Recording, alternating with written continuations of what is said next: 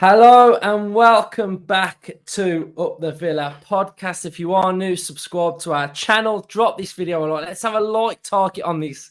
Do us a favour in the international break because it does get a bit dry, doesn't it, on the Villa content front. So let's have 1,000 likes on this episode and just get involved. Comment your thoughts. We've got a lot of talking points to get through. Delighted that we've got Hannah and Ryan. Ryan's been on a lovely holiday, so welcome back, my friend. So yeah, 4 games in. We're going to have a bit of a season review of where we are so far. It's been up and down, good and bad. So it'd be nice to get your thoughts on what you've witnessed. So we'll kick it off with Hannah then. Your thoughts so far? But yeah, it just feel like a while since I've spoke about Villa. I think it has been quite a mixed bag, hasn't it? We've already been in 2 competitions, so that's sort of a bit different to what we normally would be. It's not a second or third round of a cup. It's been European games, so that's been I suppose a nice change. But I think we got off on quite a bad foot, didn't we, on the first opening day, and it kind of set a bit of a negative tone. Alarm bells were ringing for some. I'm still very much of the mindset that we're kind of in a weird patch because of so much change happening, particularly with injury problems and sort of the first season of Unai Emery trying to implement his philosophy with his own set of players. I don't ever think it was going to be as easy as perhaps it was when he first came in. It was all quite romantic. That being said, I don't think there's been any like major concerns for me so far, other than obviously some defensive issues. But there's nothing that I've been really worried about. I think overall we've looked like we're still really positive when we're going forward. We've clearly haven't had a problem scoring goals, minus obviously the Liverpool game. So all the good signs are still there, but there's just been that little griping issue that is recurring of us conceding goals, particularly away from home, which I just really think wasn't helped from losing Tyrone Mings. We've just lost Carlos for how long, but we already had Moreno out. And then I also think we've kind of touched on this like off air about how important the whole squad is to defending, and we've had new players across the whole pitch come in, and perhaps they're taking a little bit of time to sort of bed into the whole team game of having to track back and defend. I don't know. I don't really know what the core of the problem is, but we're already missing Buendia, we're missing Ramsey, and ultimately they actually do put in quite a shift as well, tracking back. Buendia is a little fella, but he pulls a lot of weight, tracking back. It's the same with Ramsey. So we have got quite a hole in the squad at the minute, and I think that doesn't help problems. But all in all, I think it's been an okay start to the season. We've picked up some points, much better than last season and how we started, and look how we finished. So I don't think anything too concerning at the minute, but obviously quite quickly we want to sort out some of these defensive problems, which I'm sure this international break is perfect for. Yeah, in the last 3 seasons, this is the best start we've had. The last season, Yeah, we got 4 points. The season before, we got 1 point. So the fact that we are 2 points ahead of where we were last year is a positive. I yeah, guess 4 games, 6 points. We've beat 2 teams that we are expected to beat, and possibly lost to 2 teams on paper that we're expected to lose against. So yes, it's not nice losing. It's very frustrating to lose.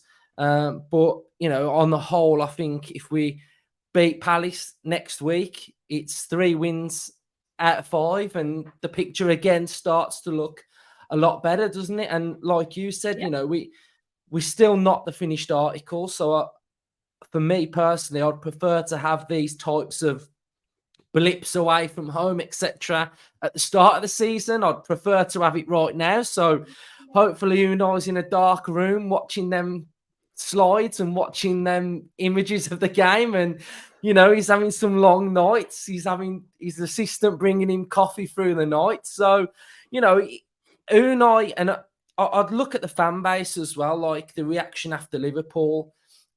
I don't think it was a negative response. I think it was everybody was echoing the same frustration of we know we can do better. Yeah. And I think Unai Emery will be looking back and thinking, this can be better, this can be better, this is what we need to improve on. So I don't think the reaction was actually that bad post Liverpool. I think it's where we are as a fan base now. We're wanting and expecting more. So, Yeah. Ryan, how have you made of the first 4 games? What would I say? I'd probably say it's been a bit bumpy. We've had a few little bumps in the road. We had a solid pre-season, probably one of the best pre-seasons we've had since we was promoted again. I thought we done ourselves very well in America. I thought we'd showcase Aston Villa Football Club in a positive light, and I think the summer series was very, very good for the club. Backed it up with a couple of good wins against Lazio and Valencia. So I thought we was in a real nice place. We've had a real good transfer window as well. So for me, I felt like we was ready to make that transition now from being the run-of-the-mill, mid-table, looking to get safe type of team to contenders. And I honestly believed every single game we were going to be in it. We're going to give everybody a game now. 50% of our first 4 games, we haven't really been as competitive as what I thought we was going to be.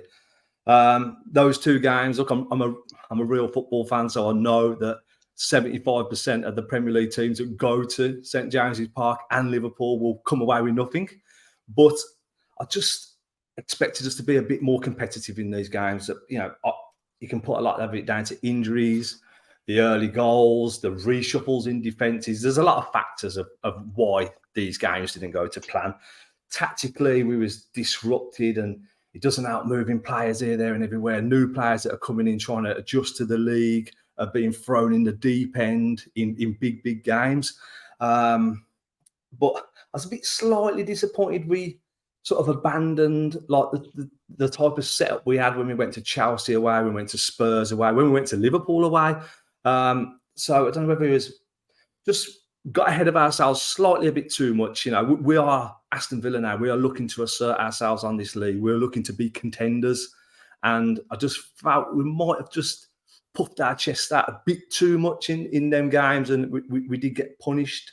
Liverpool, like Klopp was really up for it. Like his pre-match interview, he was calling us a machine. He was very complimentary of us. And then post-match, when they got the win, he was absolutely delighted. And I just felt that was really, really up for it. They took us seriously because we're a serious team now. And it just got me thinking of when Newcastle come to town at the end of last season. We totally blew them away, 3-0, blew them away. And Newcastle were not a bad team. They was a very, very good team. It didn't derail their season. They still went on and qualified for Champions League football. And the Premier League, sometimes these games happen. These games do happen, and you just get blown away by the opposition, and things can look a lot worse than what they actually are. So for me, there's still plenty of optimism in me. Like we made a easy job of qualifying for the group stage of the Europa Conference. We've got a pretty tough draw, I think. I think that group's very thuggish. It's not going to be uncomfortable, them away games. So it's going to be a real good test. I think we've actually got one of the hardest groups in the competition. So it's a good welcome back to European Cup football. So looking forward to them. Looking forward to getting the League Cup up and running as well. So there's still plenty of optimism for me. I've seen lots and lots of positives, especially a certain Mr. Moussa Diaby, who is electric. He looks absolutely immense. So, 4 games in, we've got 34 games left. There's plenty to come from this Aston Villa team. Yeah, definitely. And I sense your frustration from the Liverpool game. And I've said it last week that for me, it felt, I still deep down really feel like Unai's really pushing these players to progress quickly and to not sort of like miss out little baby steps, but it feels like it's that performance against Liverpool and the one against Newcastle. Like, I just think we were just a bit too open. We're a bit too I can't put my finger on it because, like you mentioned about some of the away games we've been on last season, we were really sort of resolute. And the only word I could say is like we did a job on a lot of teams. Like there was a lot of 1-0s, weren't there? And we were just sort of like not smash and grab, but because we were playing decent football, but it just feels like it was a bit too open and a bit too chaotic at Liverpool. It just felt a bit not Emery-like for me, Liverpool, because, okay, we've gone for the high line, which is fine. You know, at the end of last season, we was playing that high line perfectly. But we abandoned the press, which was strange. Whether that was the players not doing it, I thought we looked very rigid. It was a 4-4-2. There was no...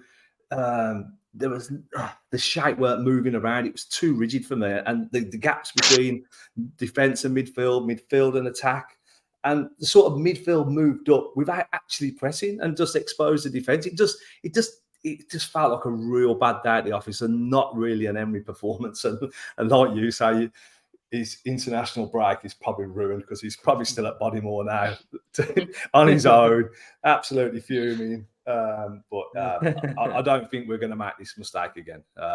It will be put right. I reckon he got off that coach and was like, just leave me alone.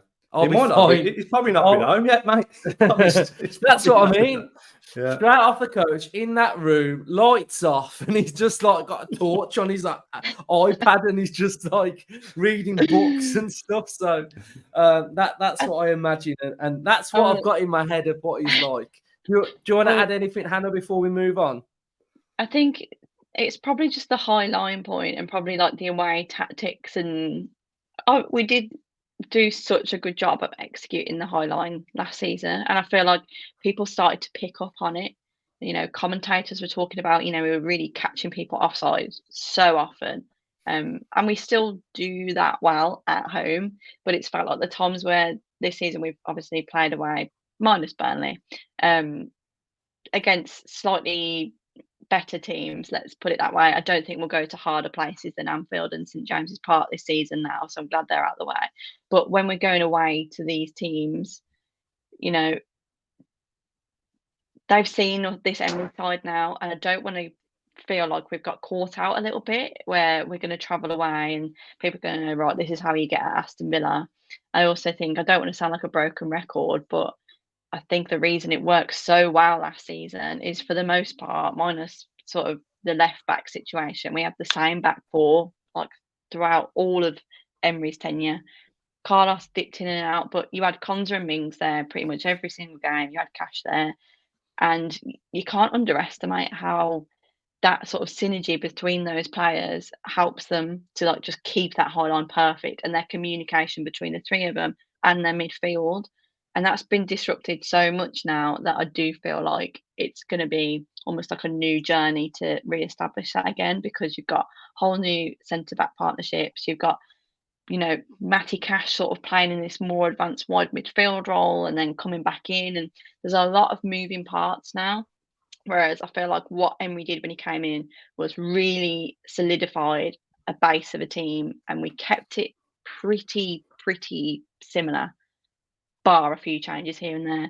So now it's like almost not a reset button, because you can see the progress is still there, but we've kind of got to reinstill a lot of that sort of discipline, I think, back into the new partnerships and team structure that we've got going on now, which, you know, like you say, we're 4 games in, there's so much time to do that. And we've seen plenty to indicate that that is doable. I just think the away tactics might need to tweak a bit, and I'm sure he's aware of that, and we'll see it come the next time we play away from home. Yeah, we have got a lot wider, haven't we? The right side in particular. You think back to last season when it was a very left-sided dominant attack, wasn't it? It all went down Moreno, Ramsey. The right side, not so much, but this season we've sort of stretched it out. You know, we are causing problems down that right-hand side, but with that stretching out, we were inviting teams in, and a lot of teams would have studied Aston Villa all summer. You know, we made a big splash at the end, the back end of last season. So there would have been a lot of eyes on us last summer and how you can get at us. And we've got a bit more expansive now. And when it comes off, it's coming off. 4 goals against Everton, 3 goals against Burnley, 5 against Hibernian. So we are a dangerous team, but it's just getting that balance right against the bigger teams now, and how we just close, just tighten it up a bit. But on the counter, we look electric. And I think we've got to do this now. We've got to put this system in place and play like this for it to grow throughout the season. But just now, I think just squeeze it in a little bit on some of these games and then go for it when the time is right. But you sometimes you do have to take this little bit of pain to grow and progress. Definitely keep the faith. And can we just give Pau Torres some time, please? Jesus, just some time to let him settle and not write him off after 4 games. Christ, some of the stuff that I've seen, okay, he's made a few errors, but we defend as a team. We defend as the strikers. We defend with the midfielders. Yes, he looks like he just needs to level up and get with it. But the guy's been playing in La Liga for the whole of his life. He's been playing in Spain, and I just think it's a massive jump. Can we just have some patience, please? Because he's only played 4 games, right? Yeah, right. And sorry, I was gonna say one more thing on that. And it goes for Robin Olsen as well. And I will critique a player when they need critiquing, right? But I was having this conversation when I was at the match last week. If a defender or a goalkeeper makes a mistake, it is so glaringly obvious because it will lead to a goal or it will lead to a chance, and it will stick in your brain. If Diaby or Bailey or whoever makes a mistake, easily forgettable, and whatever, they go and score a brilliant goal 5 minutes later. People obviously can fixate on the fact that if a defender makes one mistake, often it's very costly. But these things happen. They're very exposed. They just need time and patience, like every other player. I don't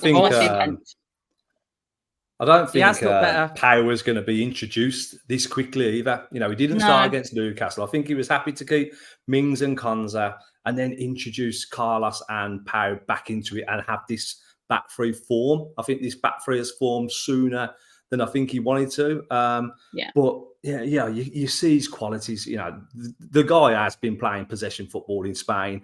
When he plays for the national team, it's possession football, a lot of ball at the feet, a lot of possession. So coming into the Premier League, especially Liverpool away against Núñez, against Salah at Anfield with that pace, he is going to get time to need to adjust, and it will come. He's going to have a lot better days than what he had at Anfield, believe me, because the way, if anyone's going to get the best out of him, it's going to be Emery, because Emery's managed him. He knows exactly what he wanted. I've seen people say, well, he's got to Champions League semi-finals, he's won the Europa League, nobody's picked him up. Why didn't Bayern Munich going for him, Tottenham going for him? We don't know, but Emery knows him. Emery knows him better than probably any other manager knows. So he will know how to get the best out of him, and it will come. It will come, and he will be a superb defender and a key component of this squad. Yeah, anyone can see the key attributes that he brings, and for me, a physicality or just a getting up to the speed of things, that's adaptation. That's not sort of something that he can't improve on. My biggest worry would have been if he came to Villa and that passing range and his possession and his calmness on the ball had just evaporated. But the fact that that's the area that we can still see is his main attribute, to me, that's the biggest plus point ever. So, I think, he's going to need a little bit of time to adapt. But, like Hannah mentioned, we defend as a whole team. And against Liverpool, Diaby and Watkins' pressing was absolutely atrocious at times. So, and that's part of our defending. We press from the front. That sort of enables us to engage and win the ball higher up the pitch. And if we don't do that, the ball goes back to them defenders a lot quicker, and then they become more vulnerable. So the whole defensive shape doesn't just start with defenders. It's everybody else. So, it's a bit of patience on him, I think. So we've asked our viewers in the YouTube community to send in some questions, and We've got quite a few, so we'll run through some of them. But the number one question that I did want to talk about on this episode was the Birmingham Council going bust. And there are plenty of rumours in and around that. It means that the stadium's going to be scrapped. It means that the North Stand's not going to be done. So we're going to go to Out of the Trashy's first comment. So he mentions that we might have to do a bit of research. Given the Birmingham City Council's financial situation, what is the effect on any possible renovation of Whitton Station? I don't think anything has been agreed, so it wouldn't fall into existing contracts or agreements. Without any station upgrades, do you think the future plans for work on the stadium will just not happen? Delays are inevitable anyway. So I think sort of like the misconception that we have on the Birmingham Council is that it would be something called West Midlands Combined Authority. They are in charge of improving Whitton train station. So what are they? So they are not a council, for example. We do not collect bins. We don't pay council tax. Most services are delivered by our partners. We deliver the plans and funding that unlock those services. We represent 7 local authorities with a further 10 as non-constituent members. So what do they do? The combined authorities exist to grow economies in their regions. They invest in things like transport, skills and well-being. West Midlands Combined Authority was created to deliver an ambitious plan to drive inclusive economic growth in the region. So that's that said. So I think hopefully what this doesn't mean is that the West Midlands Combined Authority's pot of money and the stuff that they do is now going to be limited and sort of scaled back. Andy Street is the guy that is head of that for Birmingham anyway. So we know that Purslow had a really good relationship with him and he really wanted to sort of get this station going. So, Ryan, do you feel like this is a big blow or do you think it's all right? So remind me again, right? Do we not get the planning permission without the train station? No. So all of the planning permission was already done, but then we went back in and wanted to tweak that Villa Live. So the kids building has re-gone in for planning permission, which I think was then going to get the okay in and around November. Yeah. But I think Villa, before Villa want to go ahead with this expansion, they want that station to be redone so that the links of 50,000 Villa fans can be eased out of Villa Park a lot easier. Yeah. Does that make sense? Yes. It does feel like a blow. I'm just thinking now, look, I want that stadium built. We need that North Stand with or without the Whitton station being built. Now, how would we get around that? By maybe enticing fans to stay behind after the game, give them something to stay behind for, stagger the exit from Villa Park a bit more. Because when you come into the game, you know, unless you're landing at 2:45 on a Saturday, that's busy. But the entrance to your game is staggered. Everyone comes staggered, and it's a steady entrance into the game. If you want to go to the pub and have a few beers, you go to the Holt Suite and have a few beers, and then coming out, it's just carnage, and everyone there's nothing to hang around for. You just got to get away. So if the train station don't go ahead, we still need that stand. So then we need to keep fans in the ground. And maybe if we lose 2 or 3-0 at home, you just want to get away. But Villa have got to put something on at a reasonable price as well, because I'm sure we'll talk about prices in a bit. But something to entice you to stay and stagger that exit home. But yeah, it could be a blow about that station, because I was catching the train home, and then in the end I've just give up now, and we drive down, don't we, Luke? And because getting home after the game, it's outrageous, to be fair. Yes, it has got to change. I think the thing for Villa as well is that we've sort of got a semi-deadline with the Euro 2028 bid, and the fact that the stadium has to be done in time so that we can host those games. So I think really it needs to sort of go ahead, doesn't it? Really, it was a concern because I took my other half to the Pink concert in the summer, right? And my mum come, my sister come. People that don't go to the Villa was coming down, and it was a mess. And I'm thinking, if people travelled to Villa Park, no one could find anywhere to park. There's no like multi-story car parks or designated car parks. People were, there was trains backed up in town and stuff like that. And I thought, God, this is a mess. And I think the Bruce Springsteen gig was the same as well. So if that was me and I'd travel down, I don't know, from Leeds, Manchester or whatever, I'd be coming away going, I don't think I'll go Villa Park again, to be honest. It's a right nightmare. So them links, especially for the Euros, do have to be improved. Whether that is just temporary buses for now, at least buses in and out of town, football specials maybe, something's gotta be that was going to be my point. It's like both are imperative, right? We know both have got to be done. The station's got to be sorted to some degree, and we need the stand doing. But ultimately, like whatever happens with the council now, whether it's a direct or indirect effect, something's going to happen, which is potentially going to have a knock-on effect on the station redevelopment, right?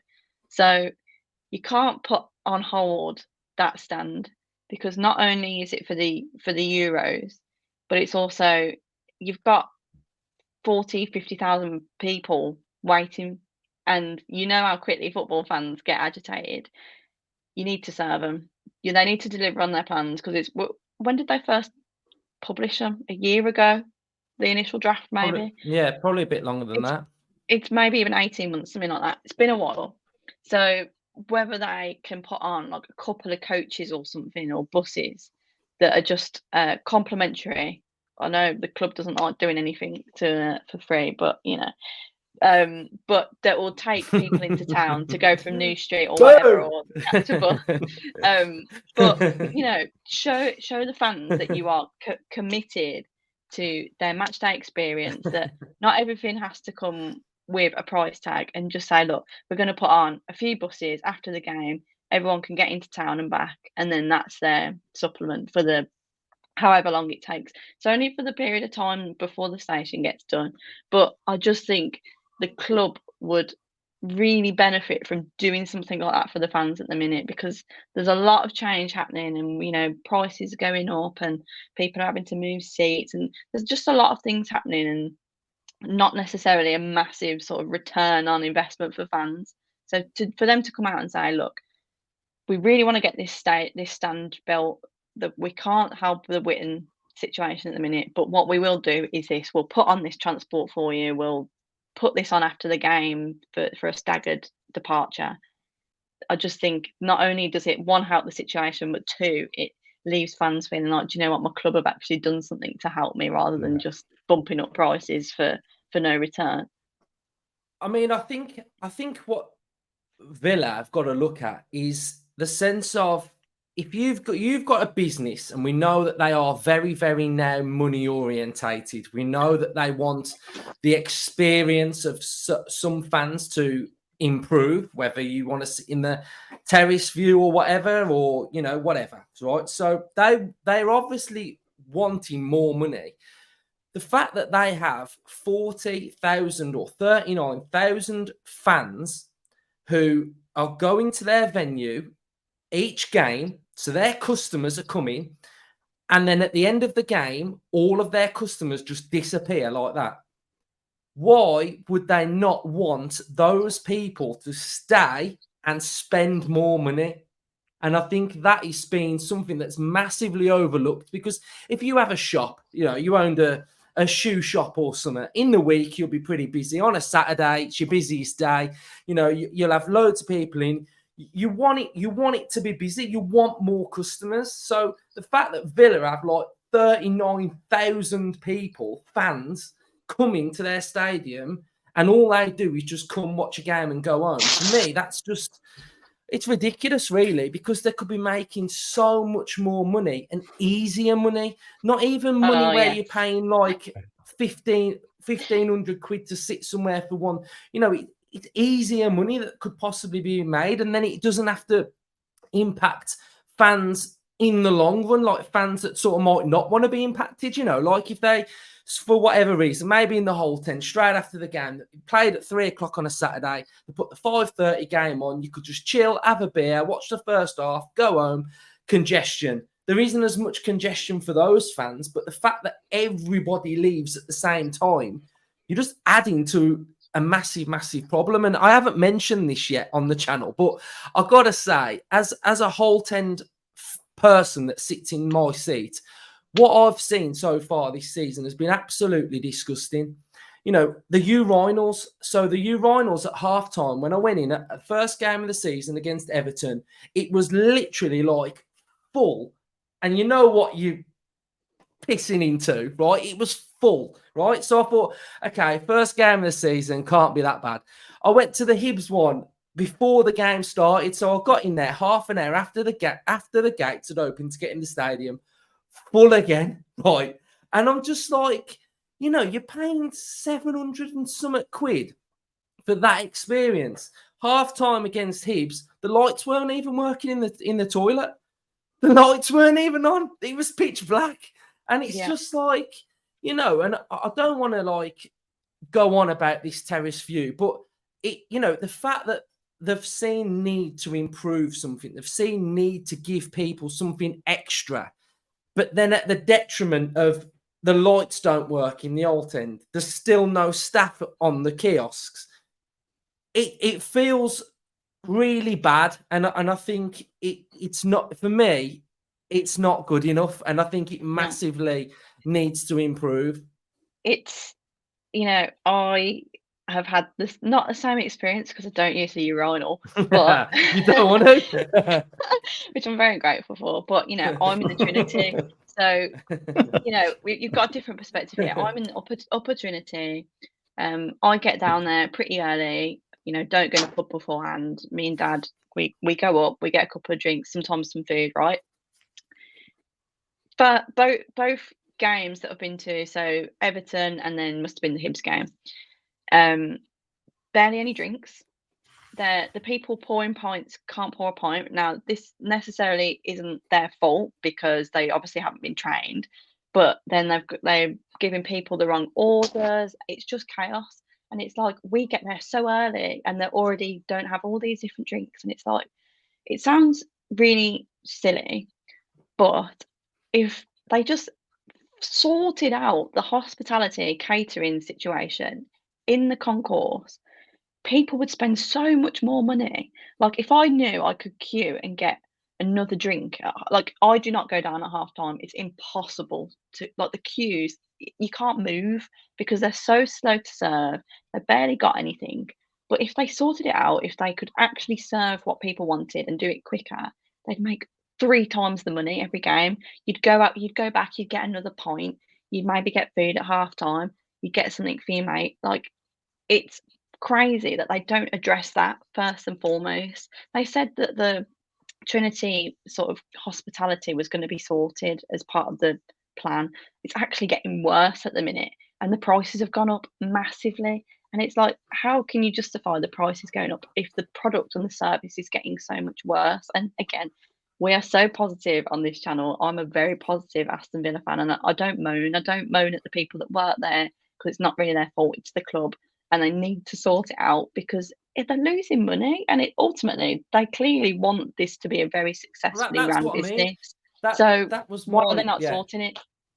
That's my point. You can clearly see that they are being money orientated, but in a way that they don't want to make no money because it's not run very well. So I think the whole thing needs to be looked at, and if anyone does watch this that knows who you got to speak to, then just show them what the situation is, because obviously it gets overlooked. Yeah, there's a lot of negativity now starting to bubble away about this off field. You know, the Everton ticket prices come out today, and it's gathering momentum now. And what you don't want to do is let it spill out onto the pitch, because you know what happens. You go a goal down, everyone's still frustrated about what's going on off the pitch at the minute, and we don't want that getting on the footballing side. So I think there needs to be a rethink, and I think there needs to be some communication as well. I think, like the Hibs game, that terrace view was 96 quid for a game was already 5-0 up. Why not just knock them out for 40 quid and then give some people who might not, don't want to do it, maybe go, 40 quid. You know what? I'm going to try it. I'm going to try it for 40 quid, get my match ticket, get a couple of BBs. You've sold the tickets anyway, so then 500 will probably go, but they're happy just to leave them at 96 quid and just let them go empty. It's, there's a bit, there needs to be a bit more of a thought process. The thing is with that, the thing is with that, it's not even like, okay, the whole 10 terrace goes empty. The seats in the old 10 that are empty. Exactly. Because those are seats that need to be filled and aren't being filled. And, you've even now got like members that want to buy tickets that now can't buy tickets in the upper Holt end because they're now reserved and saved for people that potentially want to sit in there. So, yeah, I think that massively needs looking at. We've spoke about that topic for quite a while. I know a lot of people to get it off our chest. I know a lot of people will love that. So fair play. So where can we go? So we'll go with this one. It's from user WP7. Loads of digits after that. So you'll know whose question it is. So for a summer that was labelled as going big, delivered a response that challenged the opinion of Barcelona, the chance we have given ourselves to kick on after from European qualification and the manager we have in charge. Did we go big enough in the summer? Hannah? Wow, that's a big question. So I guess the premise is, right, considering the ambition, the manager, all the funding we've put in, did we buy enough players or big enough players? I think I was relatively happy with the transfer window. A little bit of perspective perhaps needed that we aren't quite there yet. We're not a Champions League team yet, unfortunately. So there is, as much as we've got a bigger pool now than we did 2 years ago, there are still a certain calibre of player that won't necessarily come to Aston Villa. We've just got to accept that. However, what we have got are some excellent players, and we have improved in positions we needed to improve in. Unfortunately, again, the injury problem has meant that some of those additions aren't now squad depth. They're just filling in gaps. That's the only complaint I have, but that's unavoidable. Ryan hated that opinion, apparently. But I think the main thing that I enjoyed about this transfer window is that, again, we weren't just buying players for the sake of it. It was considered. It was every player was brought in for a reason and for the right price. We're not just going to go out and spend big on players for the sake of it just because we're Aston Villa and we've got money and we've got rich owners. That gets you into trouble. Again, Chelsea are the great example here. People were saying this in January, right? There were huge debates in January. We've spoken about it a load of times about the fact that we didn't buy enough players or we didn't recruit well enough in January, right? We then went on and had an excellent run. We qualified for Europe, which was inconceivable at the turn of the year, right? And then the same debate happens in summer. Did we do enough? Did we do enough? To an extent, I think that's always going to be a discussion. Perhaps reflects the ambition of the fans. Perhaps reflects a little bit of like claret and brew tinted glasses where we think we can go out and get any player and we can just buy anyone and that's worth it. But again, look at Chelsea, nearly £1 billion spent if you don't include add-ons, right? And they're pants at the minute. You've also got other teams that go out and, they spend a lot of money, but they don't necessarily bed the talent in straight away. You've got to have a little bit of perspective. I think you can't judge the success of a transfer window 4 days into a season as well, because look, let's see where we are at Christmas. We then might reflect and think, we should have bought so and so. But hindsight's a wonderful thing. I think we have to take the fact that we recruited who we needed to. We recruited well. We got a couple, like Tielemans on a free. Obviously, we broke transfer record for Diaby or whatever, but he looks to be worth the money. The deals we did, I think, were good, and to me, that's a successful window. I don't think there were any glaring sort of vacancies that were left over. Perhaps the striker situation with Cameron Archer going out, but I think we've got enough to cope. And I'd prefer it to be that way than we go out and again spend loads on a striker that sits on the bench and we have problems with finances. I'd rather the money be spent elsewhere, like we've just said. So for me, I don't think we didn't go big enough. I think we went at the level that we needed to, and we can add again in January and reassess. But let's see how we do for now. I don't think we need to panic by any means. Yeah, and when I look at the window, I now look at it and I sort of take into consideration the 2 injuries that we've got to Buendia and Mings and think, had they been fit, I'd have thought this was absolutely quality. But, we were hit with a sledgehammer before that Newcastle game. So, I think that really did affect our window towards the end, because I think with all of those fit, raring, ready to go, we may have been able to go somewhere else in a different direction. But the fact that we had to go for sort of, I think we were going to get Zaniolo anyway, but we had to go down a long lay road. We wouldn't have done that if Mings was still fit. So I think we had to move and react. And I think that's signs of how Emery is. He can react and he can make good decisions. So like you say, it's one where we've got to look at it 10 games time. I think that's always a good benchmark to see where you are. So Ryan, you can have this one then. So it's from Mighty Villain. Emery is clearly a master of adapting tactics to suit playing different sides or even react to in-game situations, but which of our squad have the actual range of skills and footballing intelligence to cope with this? In other words, which players are more of a Richard Dunn than a Paul Merson, and vice versa? I actually think our players are very cultured. I think we've got a cultured squad. You go through our squad, Martinez in goal. You're looking at the ball skills now of Diego, Carlos, Pau Torres. We've got ballers in this team. Look at our double pivot. Jesus Christ. They're as cultured as you get. And classy. Duran, maybe. He's a bit hot-headed, isn't he? He's a bit wild, Duran is. I think he needs a little bit of timing. That little stare down he did with Joe Gomez the other day. And then he put his hand out. Was it a Hibs player? Put his hand out to help him up and pulled his hand away. Little bit immature, but I could sort of. Do you know what he's like? He's like, I've said this about, I think I've said it about him before. He's like that goalkeeper out that film. Oh, I know what you mean. Jason Statham, the monk. But against Hibs, like the ball was over there, and he was just like a wrecking ball. Yeah, and I was like, "What's he doing?" So funny. So we just might have to time him in a bit, like, but I think a lot of these players have proved they can adjust to Emery's systems, and I think we've got an intelligent bunch.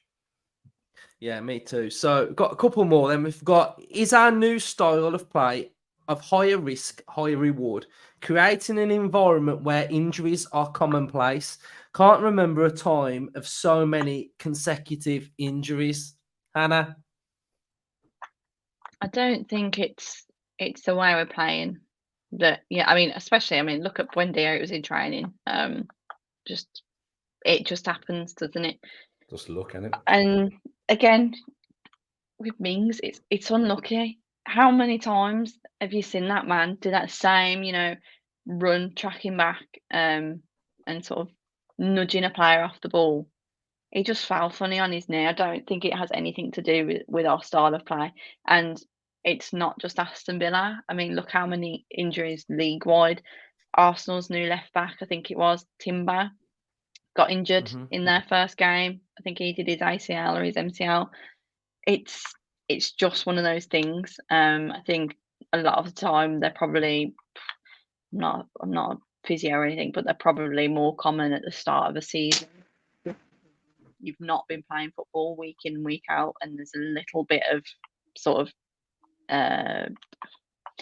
lack of preparedness to an extent. Obviously, they've had a good pre-season, but I think a lot of the time it's just luck. I don't even remember Ramsey getting injured, but again, I think had nothing to do with the fact that Unai Emery was getting us to play a certain way. Just happens, doesn't it? It's unfortunate, but we're not the only team that's been plagued by injuries, and we can use it as an excuse for some things. But ultimately, we still have a very good squad of players that can execute a high risk, high reward game plan and should be getting points. So we have to just crack on, to be honest, and we can't dwell on it too much. Yeah, spot on. So we've got another one. This was off Twitter from the Villa Decree legend. Will words of wisdom catch on, in your opinion? I'll take this one. I hope it does. Sing if it any of then. you haven't, no, I can't. So anyway, Happy I to hope stitch it you up does. that way, won't you, H? Why sing yourself? He'll put me on blast, but he Yeah. won't do it himself. No, I'm the double P, presenter and producer. So there we go, right? But what I would say about it is I hope it does, and I hope it comes into fruition in the European games, because I think we could do with a bit of a new song that people can get involved with, that sort of got a bit of like meaning and a bit of backing. So I hope it does. And then this one was really funny, which it was from Sean Teals. Tash says, "Are Villa cursed? Seriously, 3 ACL injuries in a year, Luke Nillis and a big Wes, Kamara last season. Why are we so soft against bigger teams? Did Unai Emery get it wrong against Newcastle and Liverpool?"